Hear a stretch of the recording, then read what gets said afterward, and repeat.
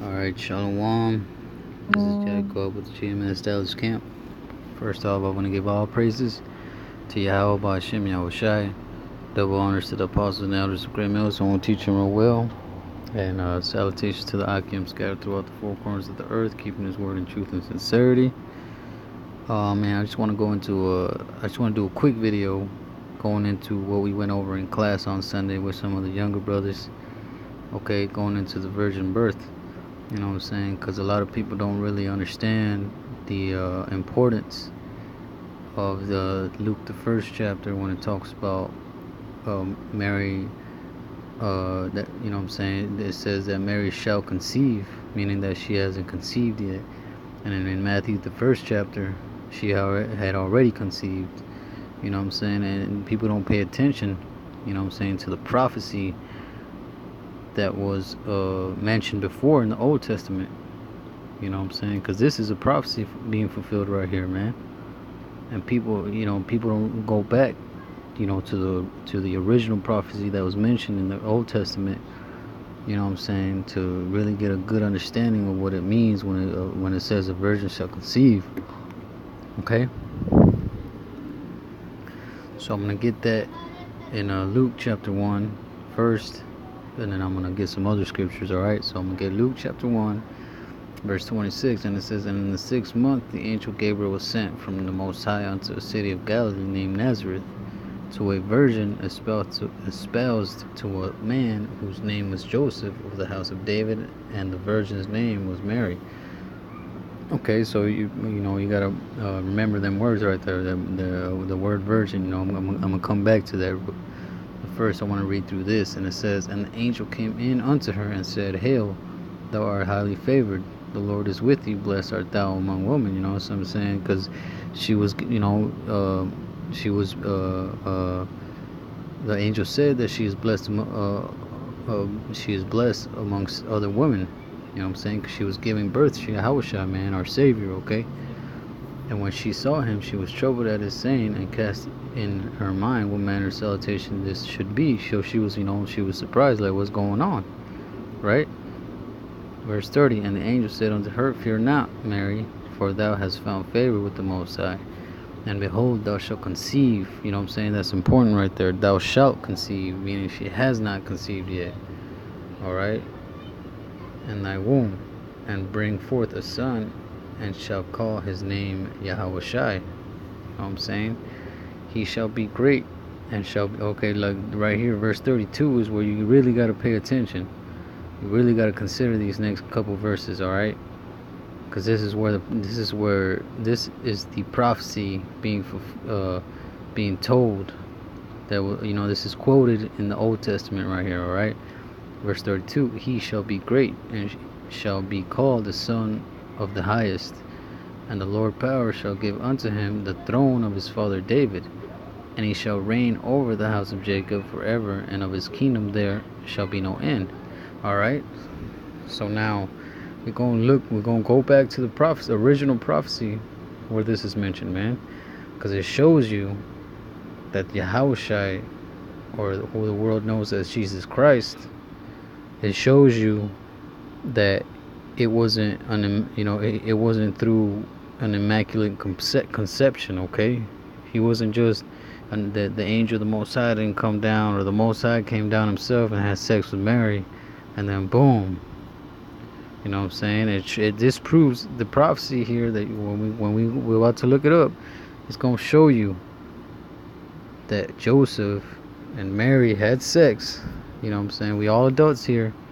Alright, so we can say things like that because it's mentioned in the scriptures. Alright? You know what I'm saying? Like the elder Ariella said a while back, man, we grown-ups, right? Shit, we'll grow up. This is what happened.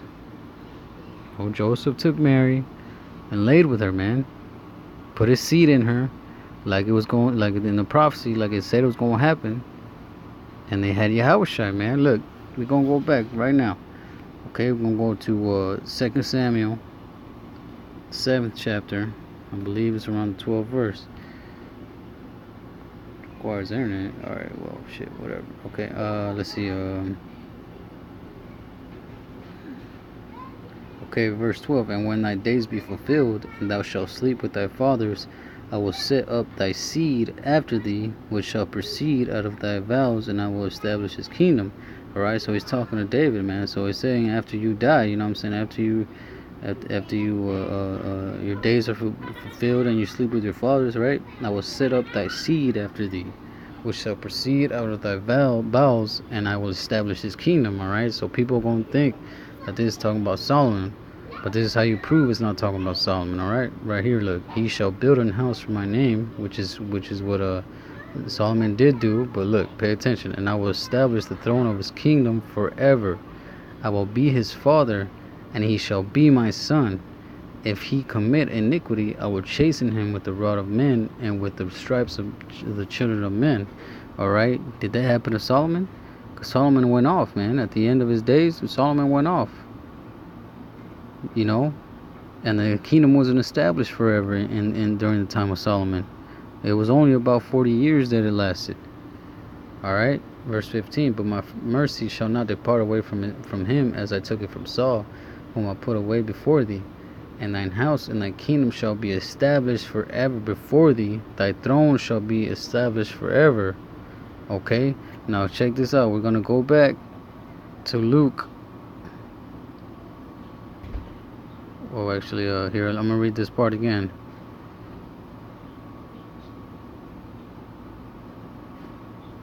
I'm going to read verse 12 again, alright? And then I'm going to go back to Luke chapter 1. And it says, and when thy days be fulfilled, and thou shalt sleep with thy fathers, I will set up thy seed after thee, which shall proceed out of thy bowels.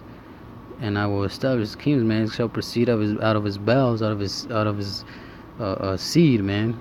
Like the elder Joshua says, out of his nutsack. Because that's how you continue your lineage, right? Man has sex with a woman, puts a seed in her, has a son. Okay, now that's important right there. Out of thy bowels. Okay, that's a prophecy of Yahawashi. Alright, damn, this shit's never happened before. It's gonna happen now, right? Now I don't want to work. Okay, that's cool. Salaki, let me see if my Wi-Fi, if I connect to my Wi-Fi, if it'll work real quick. Let's see,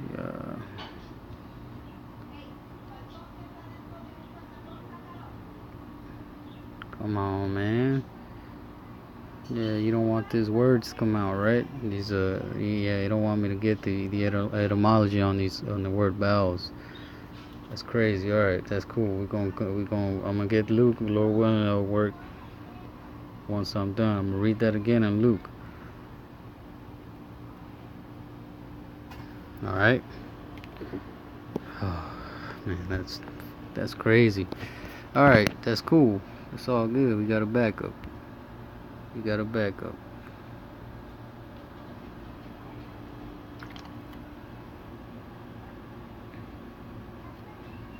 Alright, so I'm gonna go back again to Luke, and I'm gonna read that.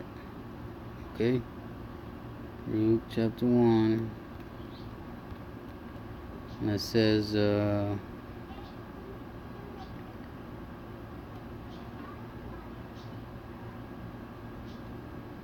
and behold, thou shalt conceive in thy womb, and bring forth a son, and shall call him named Yahawashi.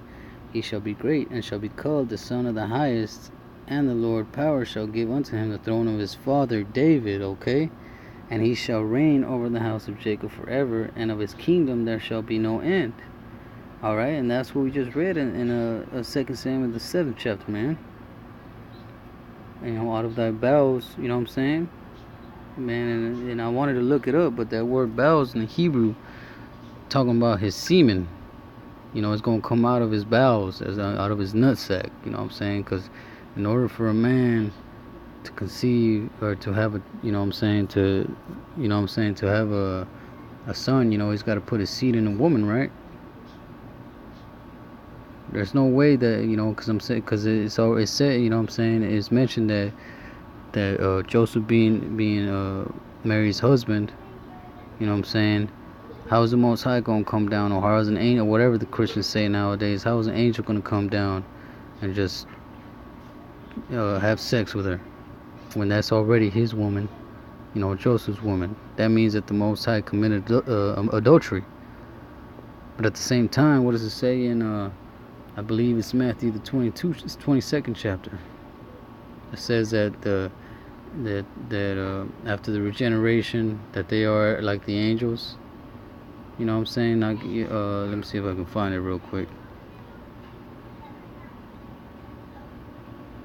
Give me a sec. Okay, here it is right here. And Yahawashi answered and said unto them, you do err not knowing the scriptures, nor the power of the Most High. And that's true, man. These people don't understand these scriptures. For in the resurrection they neither marry, nor are given in marriage, because according to the law, what is marriage? What consummates marriage? Sex. Okay? You know what I'm saying? I'm going to read that again. For in the resurrection they neither marry, nor are given in marriage, but are as the angels of the Most High in heaven.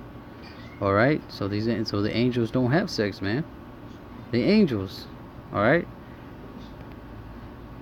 So we just read in the prophecy, man, that you know what I'm saying. And there's so much more we can go into, but I just wanted to touch on those 2 points. But I'm gonna get one more scripture just to prove that there's no other way. There's no way that, you know what I'm saying. And we could, we cut them with that prophecy in 2 Samuel already, but just to prove to you, you know what I'm saying, and this is one of the reasons why they took the Apocrypha out, because it got too much information, alright? This is Wisdom Song 7. Well, you can start at verse 1, but, he's pretty much going into, being born and being a baby and all that. Alright, I'm going to start at verse 3. And when I was born, I drew in the common air and fell upon the earth, which is of like nature, and the first voice which I uttered was crying, as all others do, right? So he's mentioning him being a baby, right? Being a newborn baby. I was nursed in swaddling clothes, and that with cares, for there is no king that hath any other beginning of birth. For all men have one entrance into life, and the like going out. Alright, so there's no other way, man. You know what I'm saying? There's no other way that Yahawashi was born, you know what I'm saying? Because it says, I believe in the Acts, the second chapter, that he took, as a matter of fact, let me see if I can get it. I believe it's verse 22, maybe.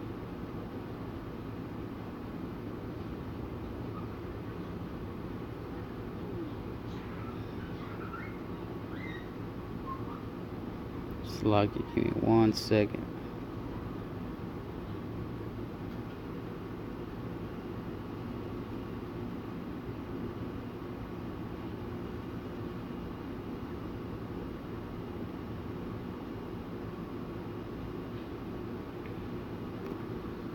Let me see, Salakia, there was one, this is a key point in that verse. I know it's in Acts chapter 2. Let's see, Salakia, give me 1 second. Romans.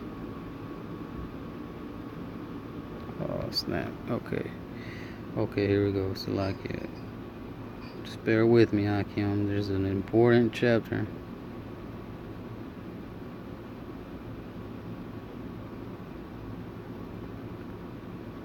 Okay, I believe it's this one. Therefore, being a prophet and knowing the power and knowing that Yahweh had sworn with an oath to him that he the fruit of his loins, according to, this is the one. Therefore, being a prophet and knowing that Yahweh has sworn with an oath to him that of the fruit of his loins, according to the flesh, he would raise up Yahamashiach to sit on his throne. He, seeing this before, spake of the resurrection of Yahawashi, that his soul was not left in hell, neither is left to see corruption, right? So that's talking about David, because if you read on the 29th chapter, men and brethren, let me freely speak unto you the patriarch David, that he is both dead and buried, and his sepulchre is with us unto this day. Therefore, being a prophet and knowing that Yahweh has sworn with an oath to him that of the fruit of his loins, according to the flesh, he would raise up Hamash to sit on his throne, man. Isn't that what we just read in 2 Samuel, the 7th chapter? That out of his own bowels, he would set up what we know now as Yahawashi to sit on his throne forever. out of his own bowels, and we just and if Lord willing, let me see if I can get that word. Because for some reason they don't want to give me that word, but in that word bowels in the Hebrew is talking about his semen. All right, let me see.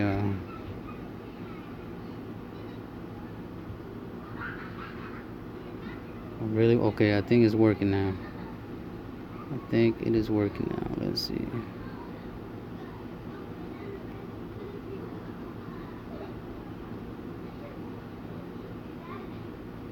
Let's see. Right there it says internal organs, inward parts, bowels, intestines, belly, inward parts, digestive organs, organs of procreation, womb, place of emotions, research for love, internal belly. Oh, okay, Salakia. I was thinking of the word seed, but still, it says right there, organs of procreation. And what does the word procreation mean? To procreate, right? As a matter of fact, might as well. We already in there too. We already in here deep, right? But that word, seed in the Greek is, I believe, is sperma, and it literally means semen. Like you look up the etymology, it says semen. It says the production of offspring, reproduction. All right, reproduction as in having a son. You know what I'm saying? Through your, you put your sperm in a woman and they have a child. That's reproduction, right? You know what I'm saying? So that's how that's how it's not talking about a virgin birth. All right. Because I mean, we can go into that word virgin too, but I just wanted to touch on that and on those few points, on those few scriptures that show you, that prove to you that it wasn't an actual virgin, a woman that's never had sex, but a virgin, which there's two different words for virgin in the Hebrew. You know what I'm saying? The word virgin, which is bathawa, I believe actually means like a literal virgin, a woman's never had sex. And then you have the other word in the Hebrew, which is ilama, which means a young maiden of marriageable age who was able to get married, who's become a woman. Okay, well, I'm gonna go into that later on, and maybe Lord willing, later on in some other videos that I'll post. But with that, I'm gonna say shalom.